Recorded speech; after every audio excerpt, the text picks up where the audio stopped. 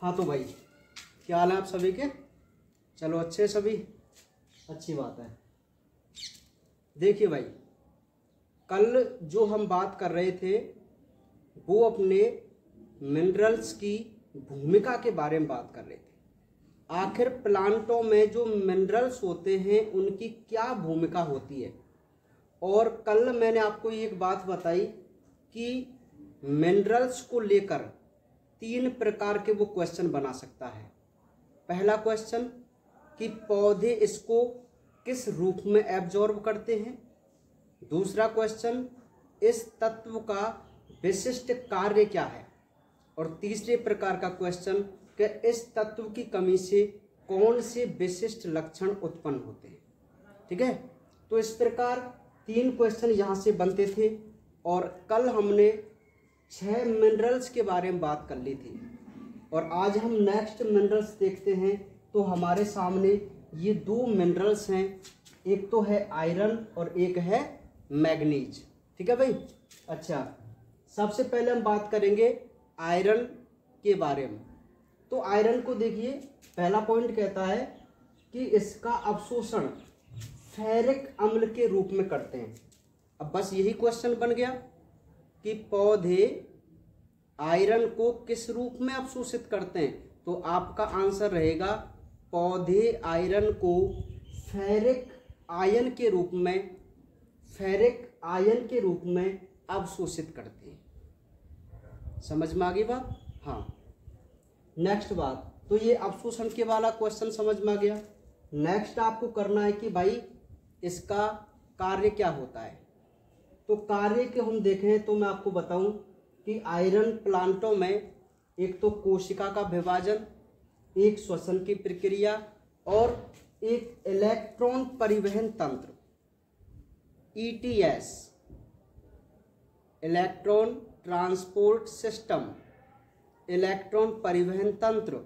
ये इलेक्ट्रॉन परिवहन तंत्र जो शब्द आप देख रहे हैं, ये प्लांटों में होने वाली एक बहुत ही महत्वपूर्ण क्रिया है। बहुत ही महत्वपूर्ण क्रिया है। क्यों है बहुत ही महत्वपूर्ण क्रिया? कि जब प्लांटों में श्वसन की प्रक्रिया होती है तो उस प्रक्रिया में ये मुख्य रूप से काम आता है इलेक्ट्रॉन परिवहन तंत्र। ठीक है, हम इसको नेक्स्ट चैप्टरों में डिटेल से अध्ययन करेंगे, है ना। बहुत ही इंटरेस्टिंग एक टॉपिक है ETS, इलेक्ट्रॉन परिवहन तंत्र, जो नीट के पॉइंट ऑफ व्यू से बहुत इंपॉर्टेंट टॉपिक है। ठीक है, हाँ। तो आयरन जो होता है वो कोशिका का विभाजन, श्वसन प्रक्रिया और इलेक्ट्रॉन परिवहन तंत्र में क्या करता है? मदद करता है, या उसका ये विशिष्ट कार्य होता है। ठीक है, अब देखते हैं हम कि न्यूनता के लक्षण। तो मैं आपको पहले ही बता दूं कि न्यूनता के लक्षण जो हैं इसके, वो ज़्यादा खास इम्पोर्टेंट नहीं है। ठीक है, हाँ। तो प्रकाश संश्लेषण, श्वसन और प्रोटीन संश्लेषण की क्रियाएं अनियमित हो जाती हैं इसकी वजह से। यदि प्लांटों में आयरन की कमी हो जाए, तो प्रकाश संश्लेषण, श्वसन और प्रोटीन संश्लेषण की जो क्रिया हैं वो इर्रेगुलर हो जाती हैं, अर्थात नियमित रूप से नहीं चलती। ठीक है, नेक्स्ट, कोशिकाओं की विभाजी क्रिया रुक जाती है, विभाजन नहीं हो पाता। ठीक है, तो मेरे अकॉर्डिंग तो भाई बिल्कुल भी इम्पोर्टेंट नहीं है कि वो आपसे ये क्वेश्चन पूछे। ठीक है, तो आयरन से आप एक तो ज़्यादातर याद रखो कि किस रूप में एब्जॉर्ब करते हैं और इसका मुख्य कार्य क्या है ना। चलिए, तो ये तो था आयरन। नेक्स्ट है manganese. Manganese very very important. ठीक है, तो देखिए मैग्नीज, पौधे इसका अवशोषण मैग्नस आयन के रूप में, किसके रूप में? मैग्नस आयन के रूप में करते हैं। बहुत अच्छी तरीके से आप इसको याद रखना भाई कि पौधे मैग्नीज को किस रूप में एब्जॉर्ब करते हैं। तो आपका आंसर रहेगा पौधे इसका अवशोषण मैग्नस आयन के रूप में करते हैं। ठीक है, तो ये पहला क्वेश्चन हो गया। जैसा कि मैंने आपको बताया 3 टाइप क्वेश्चन, उसी प्रकार से हम चल रहे हैं और आपको बिल्कुल भी फालतू की रायमेड नहीं पढ़नी है, ना ही उस पर ध्यान देना है। जो मैं आपको पॉइंट लिखा रहा हूँ उन्हीं पॉइंटों को आप समझिए केवल, ठीक है। बिल्कुल सटीक पॉइंट लेके हम चलेंगे, क्योंकि हमारे पास बहुत बड़ी थ्योरी है ना। तो मैग्नीज का अवशोषण किस रूप में होता है भाई? मैग्नस आयन के रूप में होता है। नेक्स्ट इसका कार्य, अब इसका कार्य बहुत इंपॉर्टेंट है, और वो क्या कार्य है भाई? कि क्लोरोप्लास्ट के संश्लेषण में। अब आप जानते हैं क्लोरोप्लास्ट, हरित लवक जो होता है ना, हरित लवक, ठीक है, वहाँ होता है क्लोरोप्लास्ट। नहीं जानते आप हरित लवक, ठीक है। तो क्लोरोप्लास्ट के संश्लेषण में इसकी मेन भूमिका होती है मैग्नीज की, ठीक है। नेक्स्ट है न्यूनता के लक्षण, बिल्कुल इम्पोर्टेंट, क्योंकि बोर्ड एग्जाम में ये पूछा जा चुका है। समझ में आ गई बात? हाँ, ये मल्हार चल रहे हैं साइड में, मल्हार जानते हैं क्या? मल्हार क्या होता है? अरे लेडी संगीत, सुन लीजिए। आवाज आ रही है क्या? चलिए आ जाइए फिर टॉपिक पे आइए ना। हाँ, अरे चलो ठीक है। देखिए भाई, दोबारा से जुड़े टॉपिक पे। आपने संगीत सुन लिया, तो मैग्नीज अर्थात प्लांट में मैग्नीज तत्व की कमी हो जाए, पौधे में मैग्नीज तत्व की कमी हो जाए, तो एक तो उसकी जड़ का सीमित विकास होता है ना, मतलब कंप्लीट रूप से विकास नहीं कर पाती उसकी रूट प्लांट की। और दूसरी इंपॉर्टेंट बात, इनको बिल्कुल मोहर लगा लेना इन पर। जई में ग्रे स्पिक, बात समझना, हमारी बुक में जो ब्लैक डार्क किए हुए शब्द हैं उन्हीं को वो क्वेश्चन में पूछता है। मैं आपको बता दूं कि जो बुक होती है ना, बुक आप देखेंगे तो वहाँ जब ये तत्व वाले न्यूनता के लक्षण देखेंगे तो आपको कुछ डिजीज एक ब्लैक स्पॉट में दिखाई देंगे, ठीक है।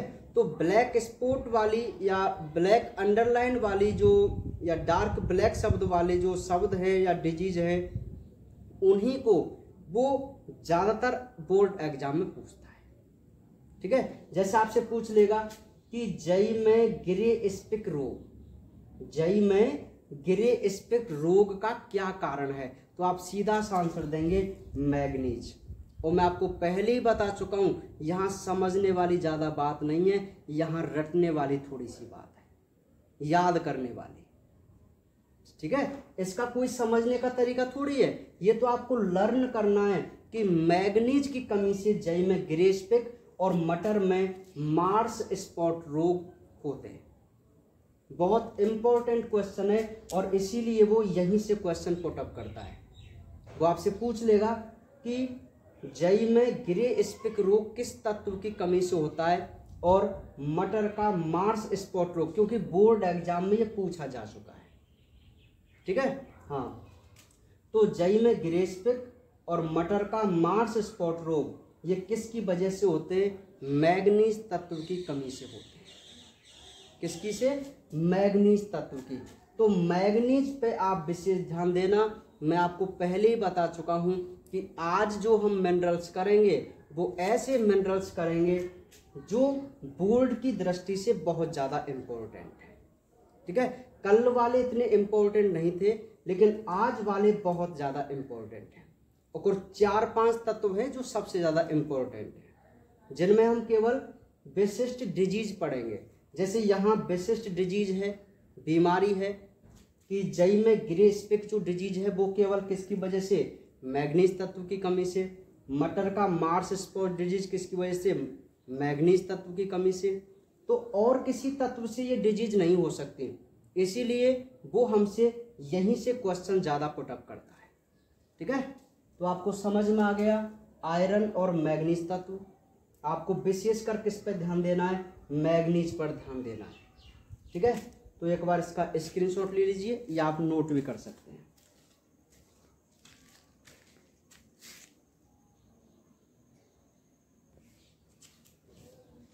हाँ तो भाई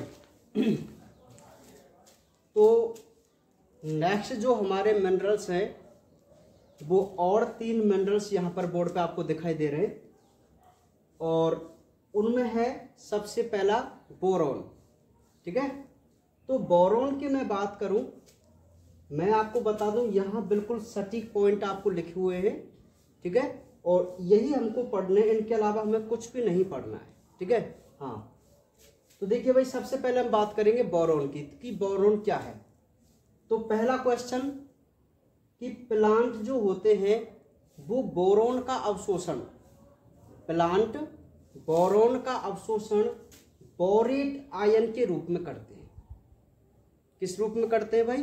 बोरेट आयन के रूप में।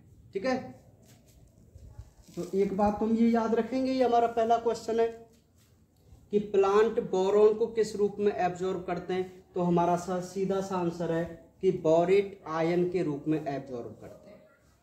फिर नेक्स्ट देखते हैं कि इसका कार्य क्या है बोरॉन का प्लांटों में। हालांकि बहुत से कार्य होते हैं, लेकिन हमें केवल इंपॉर्टेंट कार्य ही पढ़ के चलने हैं। तो पहला कार्य, एक तो यह कोशिका झिल्ली की कार्यशीलता, कोशिका झिल्ली की कार्यशीलता को कंट्रोल करता है, और दूसरा इंपॉर्टेंट कार्य हिस्सा पराग कणों का अंकुरण करता है। ठीक है, जो पोलन ग्रेन होते हैं जब जर्मिनेट होते हैं, अंकुरित होते हैं, तो उस अंकुरण होने में कौन की भूमिका होती है? बोरॉन तत्व की भूमिका होती है। ये विशिष्ट कार्य है, इसका ध्यान देना।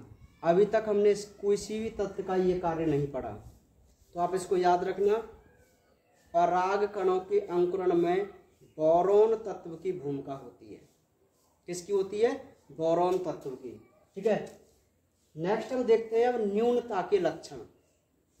ठीक है, तो भाई बोरॉन के ये तो हमारे देख लिया कि किस रूप में एब्जॉर्ब हुआ, क्या इसका मुख्य कार्य है। और अब हम देखेंगे कि यदि बोरॉन की प्लांट में कमी हो जाए तो क्या लक्षण हमें दिखाई देते हैं। तो मैं आपको बता दूं कि यदि प्लांट में बोरॉन की कमी हो जाए तो गहरे हरे रंग की जो लीफ होती हैं प्लांट की, वो डार्क ग्रीन कलर की दिखाई देती हैं और थोड़ी मोटी हो जाती हैं।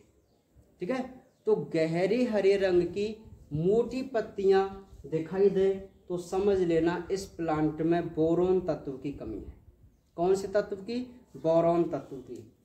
नेक्स्ट है कि यदि प्लांट में बोरॉन तत्व की कमी हो जाए तो उसमें आने वाले जो फ्लावर्स हैं उनकी संख्या में बहुत ज़्यादा कमी हो जाती है। ठीक है, अर्थात जो हमारे पुष्प हैं वो बंध्य रह जाते हैं। कैसे रह जाते हैं? बंध्य। बंध्य का मतलब जो जनन प्रक्रिया नहीं कर सकते, जिनको नपुंसक कहते हैं। ठीक है, हाँ, तो ये थे हमारे बोरॉन की न्यूनता के लक्षण। एक तो गहरे हरे रंग की मोटी पत्तियों का बनना, और पुष्पों की संख्या में कमी, और पुष्पों का कैसा होना? बंध्य होना। ठीक है, नेक्स्ट हम बात करेंगे अब जिंक तत्व के बारे में। तो जिंक क्या है? तो प्लांट जो होते हैं वो जिंक को द्विसंयोजक आयन के रूप में एक्सेप्ट करते हैं, ग्रहण करते हैं। द्विसंयोजक जिंक आयन के रूप में अवशोषित करते हैं।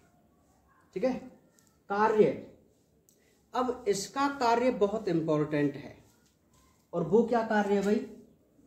कि ये पादप वृद्धि हार्मोन ऑक्सिन के संश्लेषण में सहायक है। आप इसको मोस्ट कर लेना, बिल्कुल अंडरलाइन कर लेना, क्योंकि बहुत ही इंपॉर्टेंट ये क्वेश्चन है। वो आपसे पूछ लेगा कि ऑक्सिन हार्मोन के संश्लेषण में, ऑक्सिन हार्मोन के संश्लेषण में किस तत्व की अहम भूमिका होती है? तो आपको बता के चलना है जिंक तत्व की। ठीक है, अब ये पादप वृद्धि हार्मोन ऑक्सिन क्या है भाई? 13वें पाठ में हम प्लांट हार्मोन के बारे में डिटेल से अध्ययन करेंगे कि आखिर प्लांटों में कौन कौन से हार्मोन होते हैं और वो क्या क्या कार्य करते हैं, वहाँ हम डिटेल में पढ़ेंगे इनको। ठीक है, तो अभी आप इतना समझो कि एक हार्मोन होता है ऑक्सिन, जो प्लांट की वृद्धि के लिए रेस्पॉन्सिबल होता है, तो उसके संश्लेषण में इसकी भूमिका होती है। किसकी? जिंक तत्व की। अब ये IAA क्या है भाई? ये ऑक्सिन हार्मोन का एक रूप है, इंडोल एसिटिक एसिड। अभी आप ज़्यादा ध्यान मत दीजिए, 13वें पार्ट में हम इसको पूरा डिटेल में पढ़ाएंगे IAA को, ठीक है? समझ में आ गई बात? तो ये जो इसका कार्य है ना जिंक का, वो बहुत इंपॉर्टेंट कार्य है। अब देखो आप खुद समझदार हैं, आप मुझे बताइए यहाँ से वो क्वेश्चन 1 नंबर का बना सकता है नहीं बना सकता? बिल्कुल बना सकता है ना। आपसे पूछ सकता है कि ऑक्सिन हार्मोन के संश्लेषण में किस तत्व की भूमिका होती है? तो जिंक की भूमिका होती है, ठीक है? ऐसे ही आपको आंसर करने और यही मोस्ट पॉइंट आपको पढ़ के चलना है। नेक्स्ट है न्यूनता के लक्षण, कि यदि प्लांट में जिंक की कमी हो जाए, पौधे में जिंक की कमी हो जाए, तो क्या क्या लक्षण शो होते हैं? तो सबसे पहला है श्वेत ऊतक क्षेत्र बन जाते हैं, व्हाइट कलर के नेक्रोटिक रीजन बन जाते हैं। दूसरा, फ्लोएम में कुड़चना रोग हो जाता है, या मैं कहूँ कि जो फ्लोएम ऊतक होता है ना, उसमें पोषण की कमी हो जाती है, ठीक है? और वो थोड़ा सा सूखा हुआ सा हो जाता है, उसको हम बोलते हैं कुड़चना। या इम्पोर्टेंट लगा लेना इन दोनों को। मैं क्या कह रहा हूँ, मैंने आपसे पहले ही एक बात कही थी कि आज जो हम मिनरल्स पढ़ेंगे वही मिनरल्स बोर्ड एग्जाम की दृष्टि से ज़्यादा इम्पोर्टेंट है। और मैंने आपसे पहले ही कह दिया है, यहाँ थोड़ा आपको बहुत मेहनत करने की आवश्यकता है, मतलब थोड़ी ज़्यादा मेहनत करने की आवश्यकता है। क्यों? क्योंकि हमें ये लर्न करने पड़ेंगे, याद करने पड़ेंगे, ठीक है? हाँ, कि जिंक है तो जिंक के कौन सा रोग, मैग्नीज से कौन सा रोग, बात समझ में आ रही है? जैसे अभी हमने जेई में ग्रे स्पेक मटर का मार्स स्पॉट डिजीज किसकी वजह से देखा? मैग्नीज की कमी से देखा। इसी प्रकार जो जिंक है उससे फ्लोएम में कुड़चना रोग हो जाता है, और इसका मुख्य रोग है लघुपर्ण। प्लांटों की जो पत्तियां होती हैं वो छोटी छोटी रह जाती हैं, तो उस डिजीज को हम लघुपर्ण डिजीज बोलते हैं। तो यदि कोई क्वेश्चन आए कि पौधों में लघुपर्ण बीमारी का होना किस तत्व की कमी से होता है, तो सीधा सा आंसर है आपका जिंक तत्व की कमी से, ठीक है? तो दो डिजीज आप याद रखेंगे, इसको चाहे याद करो मत करो, लेकिन ये 2 पॉइंट बहुत जरूरी है आपको याद करना। एक तो फ्लोएम में कुड़चना रोग और एक लघुपर्ण रोग। ये किस तत्व की कमी से हुए? जिंक तत्व की कमी से हुए, ठीक है? तो आप बोरॉन और जिंक की बात आपको समझ में आ गई। बोरॉन इतना इम्पोर्टेंट नहीं है, जिंक सबसे ज़्यादा इम्पोर्टेंट है यहाँ पर, ठीक है? नेक्स्ट है कॉपर, तांबा जिसको कह के चलते हैं। तो कॉपर की हम बात करें तो प्लांट जो होते हैं इस कॉपर को क्यूप्रिक आयन के रूप में एब्जॉर्ब करते हैं। किस आयन के रूप में? क्यूप्रिक आयन के रूप में, ठीक है? दूसरा, इसका कार्य, तो इसका कार्य होता है इलेक्ट्रॉन वाहक का। अब जो हमने ETS पढ़ा था, इलेक्ट्रॉन परिवहन तंत्र हमने पढ़ा था, तो वहाँ इलेक्ट्रॉनों को ले जाने के लिए जो होते हैं उन्हें हम इलेक्ट्रॉन वाहक कहते हैं। अभी आप नहीं समझ पाएंगे इलेक्ट्रॉन वाहक मतलब कैसे चलते हैं, क्योंकि जब तक आप उसकी बेसिक नहीं समझेंगे ना, तो आपको कैसे पता चलेगा? और इसका बेसिक मैं अब यहाँ समझा नहीं सकता आपको, ठीक है? क्योंकि जब हम उन चैप्टरों की बात करेंगे तभी डिटेल से उनका अध्ययन करेंगे, ठीक है? फिलहाल आप अपने माइंड में इतना सेट रखो कि इलेक्ट्रॉन परिवहन तंत्र एक टॉपिक है, और इलेक्ट्रॉन वाहक मतलब वाहक का मतलब ले जाने वाला, किसको? इलेक्ट्रॉन को।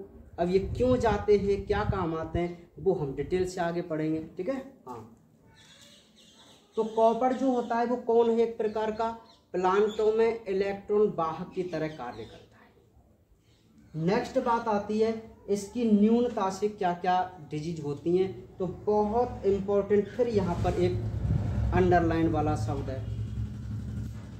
एक तो इससे पत्तियां मुरझा जाती हैं, बिल्कुल कोई खास मजे वाली बात नहीं है इसमें, ठीक है? आपसे कभी नहीं पूछेगा कि पत्तियों का मुरझाना किस तत्व की कमी के कारण था, बिल्कुल भी नहीं पूछेगा। आपसे ये पूछेगा, और पूछ लिया गया है, पूछेगा नहीं, पूछ लिया गया है, ठीक है?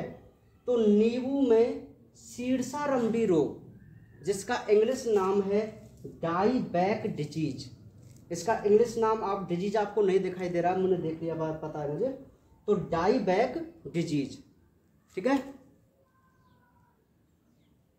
कॉपर की कमी से, तांबे की कमी से प्लांट में, वो भी स्पेशल नींबू के प्लांट में, और नींबू के प्लांट को बोलते हैं सिट्रस।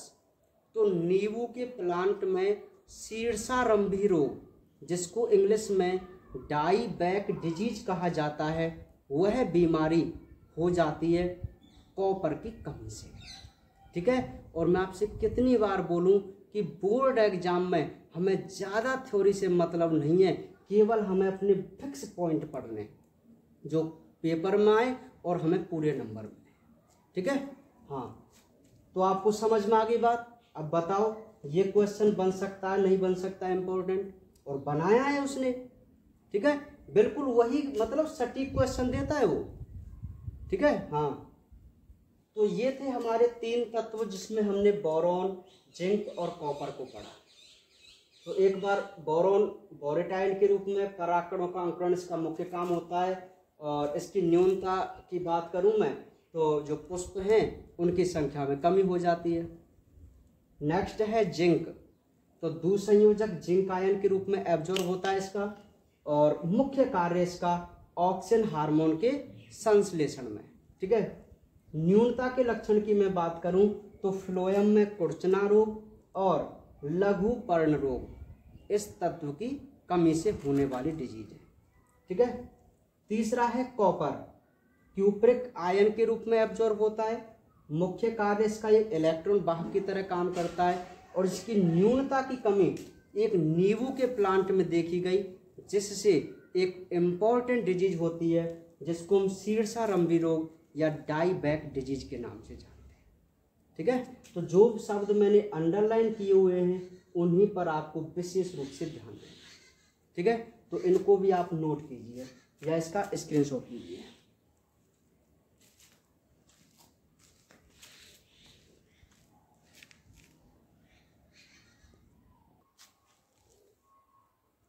हाँ भाई, देखिए, तो नेक्स्ट जो हमारे मिनरल्स हैं वो है मोलिब्डेनम। क्या है भाई? मोलिब्डेनम।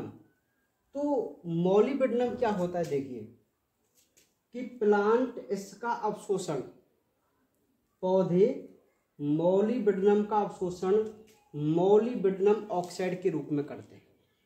तो ये पहला क्वेश्चन हुआ कि आखिर मोलिब्डेनम को पौधे किस रूप में एब्जॉर्ब करते हैं, तो मोलिब्डेनम ऑक्साइड के रूप में, ठीक है। नेक्स्ट बात, इसका कार्य कि भाई मोलिब्डेनम प्लांट में क्या भूमिका निभाता है, तो इसका एक मेन काम होता है, एक एंजाइम होता है नाइट्रोजनेज। ये नाइट्रोजनेज एंजाइम क्या करता है, नाइट्रोजन का स्थिरीकरण करता है। अब आप जानते हैं नाइट्रोजन का स्थिरीकरण, फिक्सेशन, वायुमंडल से नाइट्रोजन को कहाँ लाते हैं, मृदा में लेके आते हैं, ठीक है। तो उस नाइट्रोजनेज एंजाइम का जो मुख्य कारक होता है वो कौन होता है, मोलिब्डेनम होता है। तो सीधी सी शब्दों में हम ये कह सकते हैं कि जो मोलिब्डेनम तत्व है, मोलिब्डेनम जो तत्व है वो मुख्य रूप से क्या काम करता है, N2 का फिक्सेशन कराने में सहायता करता है, ठीक है। नेक्स्ट है न्यूनता के लक्षण, कि यदि प्लांट में मोलिब्डेनम की कमी हो जाए तो क्या लक्षण शो होते हैं। तो देखिए, एक इम्पॉर्टेंट है दोनों ही न्यूनता की कमी के लक्षण। एक तो नीचे की पत्तियों का कर्वरण हो जाता है, प्लांटों में जो नीचे की पत्तियां होती है ना वो मोटल्ड हो जाती हैं, सिकुड़ी हुई सी हो जाती हैं, है ना। और बहुत इम्पॉर्टेंट, फूल गोभी में भिपटेल रोग। अब मैंने आपको बताया कि जो डिजीज है वही आपसे ज़्यादातर बोर्ड एग्जाम में पूछी जाती है, ठीक है। अभी हमने बहुत सारी डिजीज देख ली थी, जैसे जई में ग्रे स्पिक, मटर का मार्स स्पॉट, फ्लोएम में कुर्चना, लघु पर्ण रोग, ठीक है, और नींबू में शीर्षारंभी रोग देखे ना अभी। और फिर हमने देख लिया क्या, फूल गोभी में भिपटेल रोग, तो फूल गोभी में भिप्टिल जो रोग है वो किस तत्व की कमी से हो रहा है? मॉलिब्डेनम तत्व की कमी से हो रहा है। तो आप इसको इंपॉर्टेंट रूप से याद रखना, ठीक है। नेक्स्ट है क्लोरीन तत्व। तो क्लोरीन को पौधे क्लोराइड आयन के रूप में एब्जॉर्ब करते हैं, क्लोराइड आयन, और इसका जो मेन काम है वो पौधे की उपापचय क्रिया में भूमिका निभाना है। मतलब आप कार्य नहीं देखे तो कोई बड़ी बात नहीं, कोई क्वेश्चन नहीं बनेगा। न्यूनता के लक्षण, न्यूनता के लक्षण में एक इंपॉर्टेंट यहाँ पर लक्षण है, वो है चित्तकवरी हरिमाहीनता। आप इसको जरूर याद रखना। अभी तक हमने कुछ तत्वों में हरिमाहीनता देखी, लेकिन वो एक नॉर्मल हरिमाहीनता थी। लेकिन क्लोरीन तत्व की कमी से प्लांटों में एक अलग प्रकार से हरिमाहीनता होती है, जिसको हम चित्तकवरी हरिमाहीनता बोल के चलते हैं, ठीक है। तो चित्तकवरी हरिमाहीनता किस तत्व की कमी के कारण होता है भाई? क्लोरीन तत्व की कमी से होता है। और यदि प्लांट में क्लोरीन तत्व की कमी हो जाए तो फलों का क्या होता है? निर्माण कम होता है। तो ये थे हमारे मुख्य तत्व। अब जो निकेल है 17वां तत्व है।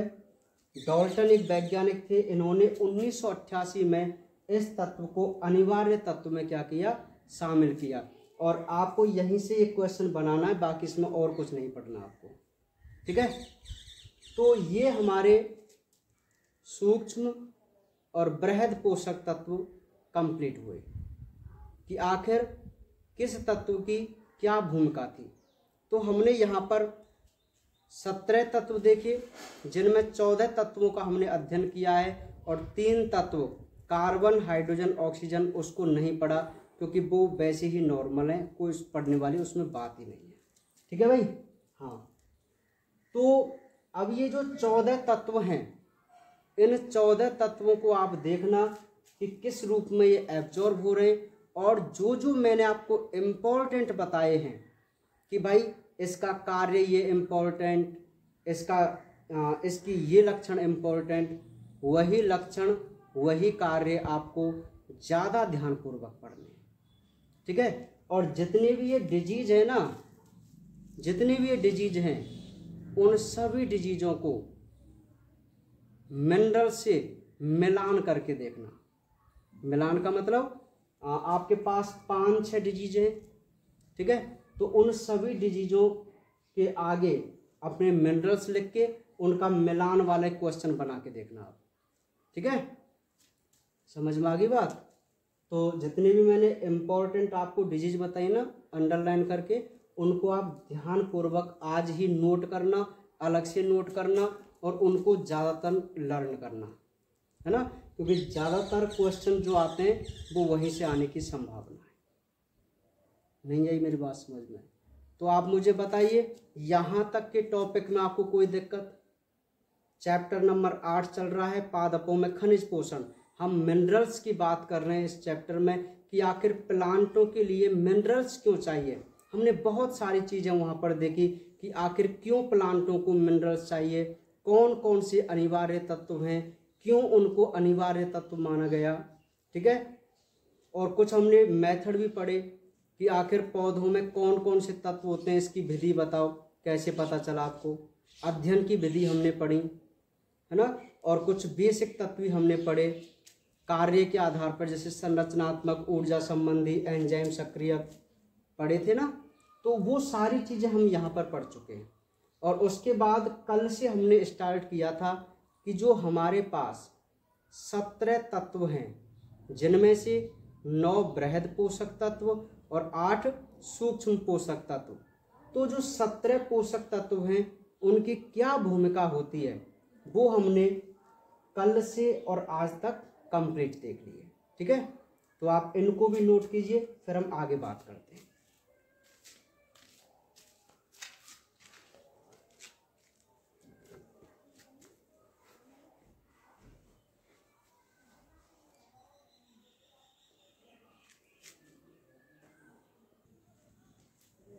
हाँ भाई, तो मैं आपको बता दूं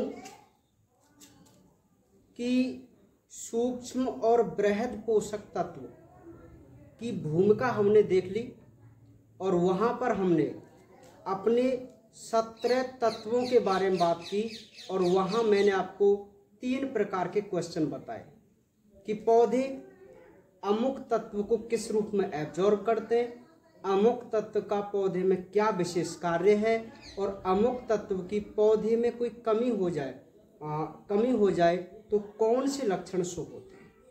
ठीक है, तो यहाँ तक मैंने आपको हर पॉइंट बताया, हर क्वेश्चन आपको बताया। अब नेक्स्ट आपके सामने बोर्ड पर जो लाइन लिखी हुई है, अब आपको समझ रही है क्या लाइन है सर? बोर्ड एग्जाम में यहाँ से क्वेश्चन पूछ लिया गया है, क्योंकि मैं आपको बता रहा हूँ यह चैप्टर 1 नंबर के क्वेश्चन के लिए बहुत इम्पोर्टेंट चैप्टर है। ठीक है, और हमें एक भी लाइन नहीं छोड़नी है।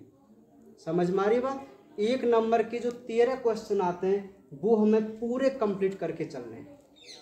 ठीक है भाई, कोई भी क्वेश्चन हमसे रहना नहीं चाहिए। तो देखिए, उसी टॉपिक में थोड़ा आगे उसने बढ़ा के एक बात कही और मैं आपको बता दूं कि वो इन्हीं पॉइंटों से क्या है क्वेश्चन बना देता है और इन पॉइंटों पर हर ध्यान नहीं देता कि कहीं यहाँ से भी क्वेश्चन बनेगा क्या, नहीं बनेगा। लेकिन भैया बायोलॉजी की हर लाइन से क्वेश्चन बन सकता है। ठीक है, तो देखिए ये कहता है कि जो तत्व संचरणशील होते हैं, मतलब ऐसे तत्व जो प्लांट में खुद ट्रांसपोर्ट हो सकते हैं, घूम सकते हैं, उनमें संचरण होने की क्षमता होती है, तो वे तत्व तो पुरानी पत्तियों में न्यूनता के लक्षण शो करते हैं।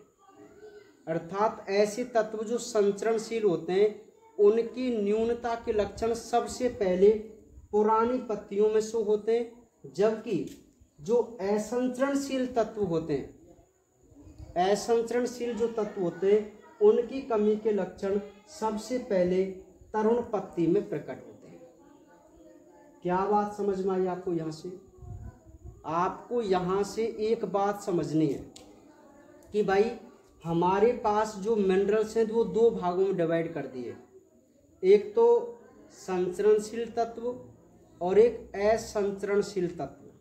ठीक है, अब उसने एक बात कही कि प्लांटों में मिनरल्स की वजह से, पौधों में मिनरल्स की वजह से कुछ कमी आती है, न्यूनता के लक्षण शो होते हैं, होते नहीं होते?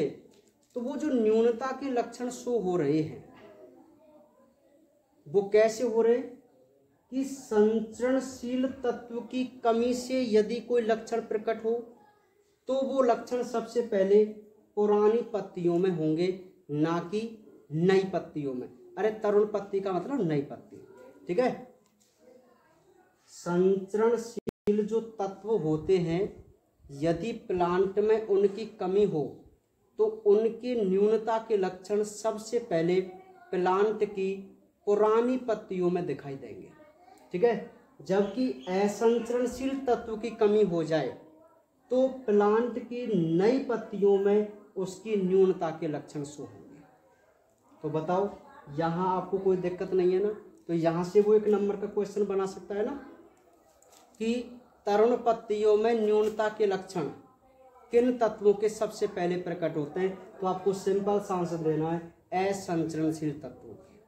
ठीक है, ऐसे यहाँ से क्वेश्चन बना सकता है। अब नेक्स्ट मैंने आपको 3 पॉइंट लिखाए हैं नोट में और यहीं से उसने ये वाला क्वेश्चन पूछ लिया है बोर्ड एग्जाम में। क्या कि पौधों में 3 भागों में उसकी पत्तियां डिवाइड कर दी।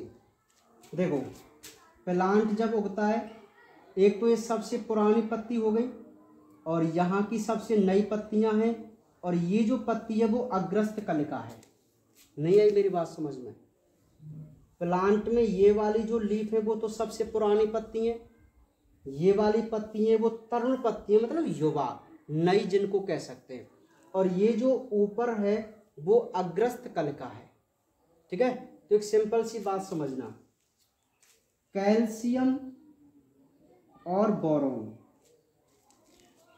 कैल्शियम और बोरोन 2 ऐसे तत्व होते हैं जिनकी न्यूनता के लक्षण सबसे पहले अग्रस्त कलिकाओं में प्रकट होते हैं। ठीक है, तो यहीं से उसने क्वेश्चन बना दिया कि अग्रस्त कलिकाओं में न्यूनता के लक्षण किन तत्वों की वजह से होते हैं, तो कैल्शियम और बोरॉन तत्व की वजह से। ठीक है। तरुण पत्ती में, अब ये तरुण पत्ती है तो मैं आपको बता दूं, कॉपर, सल्फर, आयरन और मैग्नीज, ये जो 4 तत्व आपको दिखाई दे रहे हैं वो असंचरणशील तत्व हैं। तो वो कहता है कि तरुण पत्तियों में जो न्यूनता के लक्षण होते हैं, तरुण पत्तियों में जो न्यूनता के लक्षण दिखाई देते हैं वो इन 4 तत्वों की कमी से दिखाई देते हैं। और इन 4 तत्वों को हम कौन से तत्व बोलते हैं? असंचरणशील तत्व बोलते हैं। समझ में आ रही ना आपको बात? नेक्स्ट है जो पुरानी पत्तियां हैं उनमें न्यूनता के लक्षण किससे? तो एन, पी, के, मैग्नीशियम, जिंक, मॉलिब्डेनम। ठीक है, समझ में आ गई बात? एनपीके और मैग्नीशियम, जिंक और मॉलिब्डेनम, ये जो तत्व हैं जिनको हम संचरणशील तत्व कहते हैं, इन तत्वों के न्यूनता के लक्षण सबसे पहले पुरानी पत्तियों में शो होंगे। तो आप बताइए मुझे, 3 क्वेश्चन यहाँ से आप याद कर सकते हैं, नहीं कर सकते? और यहाँ से बोर्ड में क्वेश्चन भी पूछ लिया गया है। हम संभावना भी व्यक्त नहीं कर रहे कि आ सकता है, आ चुका है। ठीक है, तो बहुत अच्छी तरीके से आप पढ़ लेना और अब आप खुद समझो कि आखिर एग्जामिनर कहाँ से और किस प्रकार क्वेश्चन पुट अप कर रहा है इस चैप्टर से। ठीक है, आप बुक में इसको देखना कि ये पॉइंट किस प्रकार लिखे हुए हैं और कैसे उसने यहाँ से क्वेश्चन पुट अप किया। इसीलिए हमें हर मोस्ट इम्पॉर्टेंट लाइन यहाँ पर पढ़ के चलनी है। ठीक है, कोई भी लाइन हमको नहीं छोड़नी है। समझ में आ रही है मेरी बात? हाँ, तो ये पॉइंट आपको समझ में आ गए कि भाई संचरण, एक आप दिमाग में सेट रखो, ऐसे सेट रखेंगे कि भाई पौधे में एक तो पुरानी पत्ती, एक नई पत्ती और एक सबसे ऊपर वाली पत्ती जो भी कलिका के रूप में है। ठीक है, तो आप बोलेंगे कि कैल्शियम और बोरॉन जो तत्व होते हैं, कैल्शियम और बोरॉन जो तत्व होते हैं, उन तत्वों की वजह से, उन तत्वों के न्यूनता के लक्षण सबसे पहले अग्रस्त कलिका में शो होते हैं। कॉपर, सल्फर, आयरन, मैग्नीज, इन 4 तत्वों के जो कि असंचरणशील तत्व हैं उनके लक्षण तरुण पत्ती में शो होते हैं। बाकी एनपीके, मैग्नीशियम, मॉलिब्डेनम वगैरह, इनके जो लक्षण हैं वो पुरानी पत्ती में शो होते हैं। ठीक है, तो आप बताइए, यहाँ 3 क्वेश्चन कर सकते नहीं कर सकते? तो इस प्लांट के डायग्राम को भी आप बना लो और इसको आप नोट कीजिए फटाफट, बहुत इंपॉर्टेंट है ये।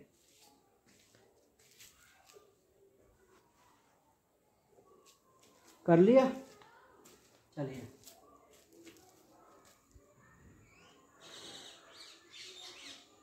रफ कर दें, है ना? तीनों पॉइंट कर लिए। तीनों पॉइंट बहुत इंपॉर्टेंट है। ये न्यूनता के लक्षण शो कर रहे हैं, ये मैंने ऊपर लिख दिया है, अग्रस्त कलिकाओं में न्यूनता के लक्षण। तो कैल्शियम और बोरॉन के सबसे पहले प्रकट होते हैं ना। समझ में आ गई बात? हाँ, तो ये आप समझ जाएंगे ना इनको।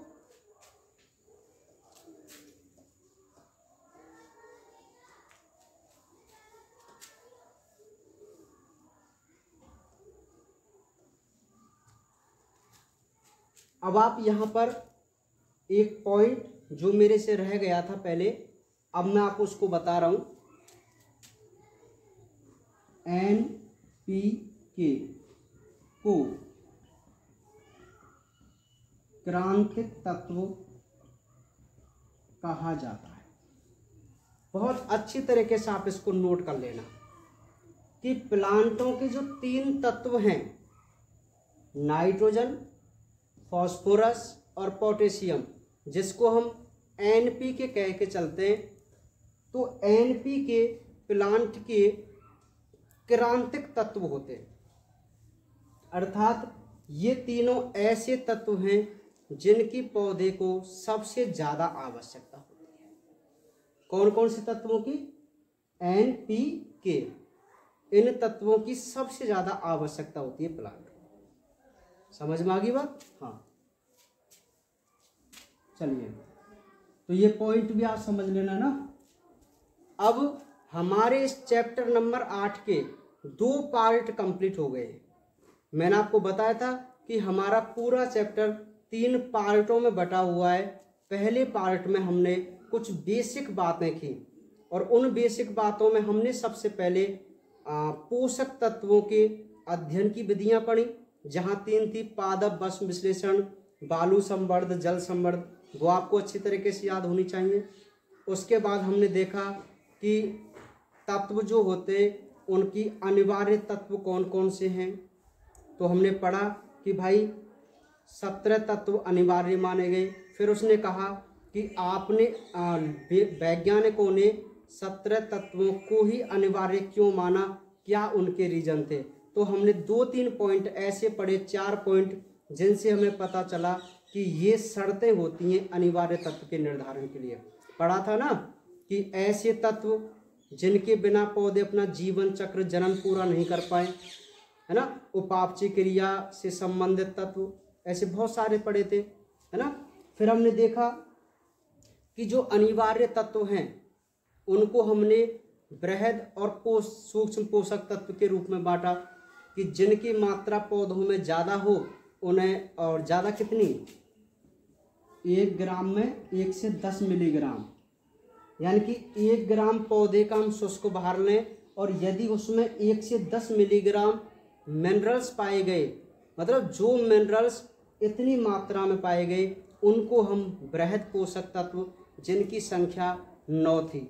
और ऐसे तत्व जो 1 मिलीग्राम से कितने कम, 1 ग्राम शुष्क भार में 1 मिलीग्राम से कम यदि कोई तत्व हो तो उनको हम क्या बोलेंगे, सूक्ष्म पोषक तत्व, जिनकी संख्या कितनी थी, 8। तो टोटल हमारे पास 17 ही अनिवार्य तत्व थे ना, ठीक है। फिर हमने ये देखा कि जो अनिवार्य तत्व हैं उनको कार्य के आधार पर भी हमने बांटा था। जैसे संरचनात्मक, जो पौधे की संरचना बनाने में भाग लें, जैसे कार्बन, हाइड्रोजन, ऑक्सीजन, नाइट्रोजन, पढ़ा था हमने। फिर हमने देखा ऊर्जा संबंधी, जैसे फास्फोरस है, मैग्नीशियम है, क्लोरोफिल में मैग्नीशियम था और एटीपी में फास्फोरस था, पढ़ा था क्या। एंजाइम सक्रियक पढ़ा हमने, परासरणिक कार्य वाले पढ़े, क्लोरीन वगैरह, पोटेशियम क्लोराइड वगैरह, ठीक है। तो ये भी कार्य के आधार पर हमने डिवाइड किया था। फिर हमने आपको एक और इम्पोर्टेंट बात बताई, छोटे छोटे पॉइंट, कौन कौन से, कि एक तो होते हैं खनिज तत्व और एक होते हैं अखनिज तत्व, पढ़ाया था। तो खनिज तत्व वो होते हैं जो मृदा से प्राप्त होते हैं, अखनिज वो होते हैं जो वायु से प्राप्त होते हैं, अर्थात मृदा से नहीं होते। तो पहले अखनिज तत्व थे कितने, 4, लेकिन बाद में क्या देखा गया कि जो नाइट्रोजन है उसको उच्च वर्गीय पौधे मिट्टी से ही प्राप्त करते हैं, इसलिए 14 तत्व तो खनिज तत्व हैं और 3 तत्व अखनिज तत्व हैं, जिसमें कार्बन, हाइड्रोजन, ऑक्सीजन अखनिज तत्व माने गए थे। ये हमने पढ़ा था भाई। तो ये सारी चीज़ें जो मैंने आपको बताई है वो हमने फर्स्ट पार्ट में पढ़ के चली, ठीक है। अब सेकंड पार्ट में हमने क्या देखा कि सूक्ष्म और बृहद पोषक तत्व जो होते हैं उनकी क्या भूमिका होती है, तो वो हमने पढ़ा, ठीक है। समझ में आ गई बात। अब 2 पार्ट हो गए। अब तीसरा जो पार्ट है इस चैप्टर का, वो है खनिज लवणों के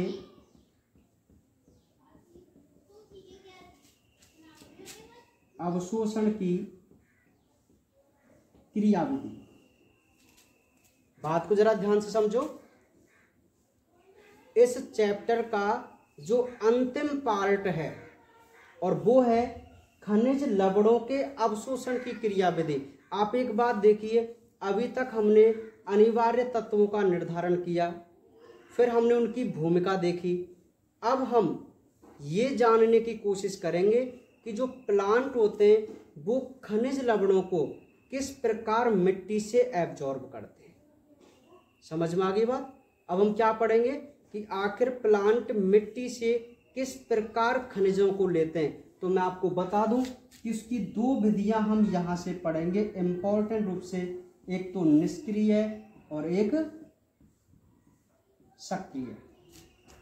निष्क्रिय और सक्रिय मतलब प्लांट खनिज लवणों का जो अवशोषण करते हैं वो दो विधियों से कर सकते हैं, एक तो निष्क्रिय विधि से और एक सक्रिय विधि से। निष्क्रिय विधि की जब भी बात आ जाए तो समझ लेना बिना ऊर्जा खर्च किए हुए ही कोई कार्य हो रहा है, और सक्रिय की बात आ जाए तो समझ लेना ऊर्जा खर्च करके कोई कार्य हो रहा है। ठीक है, तो ये बातें हम डिटेल में कल अध्ययन करेंगे इनका। ठीक है भाई, कल हम अपने लास्ट पार्ट, और शायद हो सकता है क्या हो ही जाएगा कल, ये हमारा चैप्टर भी पूरा हो जाएगा, चैप्टर नंबर 8। ठीक है, यदि आपको किसी टॉपिक में कोई भी डाउट हो तो आप मेरे से कमेंट बॉक्स में या व्हाट्सएप नंबर पर डायरेक्ट पूछ सकते हैं। कई बार मैं थोड़ा बिजी रहता हूँ लेकिन मैं रिप्लाई कर ही देता हूँ, आंसर दे ही देता हूँ। ठीक है, हाँ, तो आप कमेंट बॉक्स में पूछ सकते हैं मेरे से। तो समझ में आ गई बात। हाँ, तो ये जो हमारा लास्ट पार्ट है उसकी हम चर्चा करेंगे कल बहुत इम्पोर्टेंट तरीके से। ठीक है भाई, क्योंकि बहुत ही इंटरेस्टिंग ये टॉपिक है जिसमें हमें ये सीखने को मिलेगा कि आखिर प्लांट किस प्रकार मिट्टी से खनिज लवणों को लेते हैं, आखिर उनमें कौन कौन सी ऐसी घटनाएं होती होंगी। ठीक है,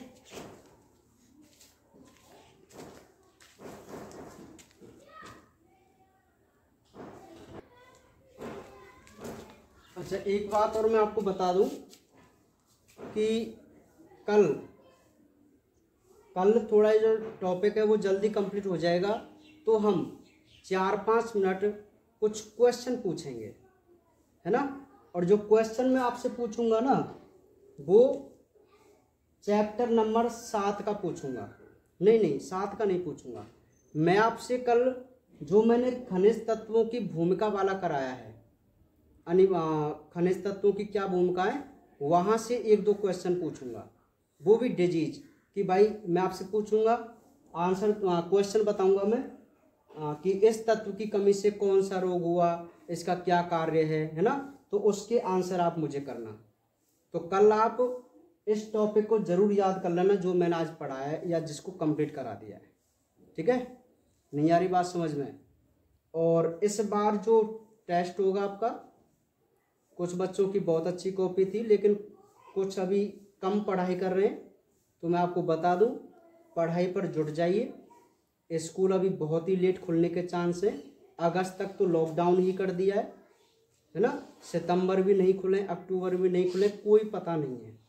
लेकिन हम अपने काम पर कंटिन्यू आपके लिए मेहनत कर रहे हैं, आप भी हमारे लिए मेहनत कर रहे हैं, अच्छा पढ़ रहे हैं। कुछ बच्चों की वास्तव में बहुत अच्छी मेहनत चल रही है ना, लेकिन कुछ और जो बच्चे हैं ना वो भी भाई थोड़ा और ध्यान दीजिए।